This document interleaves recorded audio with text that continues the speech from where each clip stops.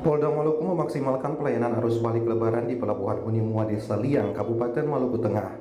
Pengamanan dilakukan secara terpadu oleh personil Polda Maluku yang tergabung dalam pos pengamanan dan pelayanan arus balik di pelabuhan penyeberangan tersebut bersama personel Polresta Ambon dan Polsek Salahutu.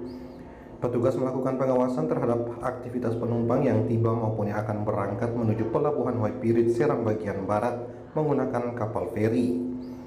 Meski arus balik terpantau masih relatif lancar dan belum terjadi kepadatan signifikan, aparat keamanan tetap meningkatkan kesiapsiagaan guna mengantisipasi potensi gangguan Kamtibmas serta memastikan kenyamanan masyarakat.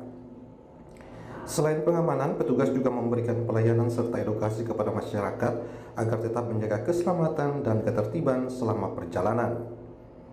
Christine Sipahelut Kurniawan melaporkan.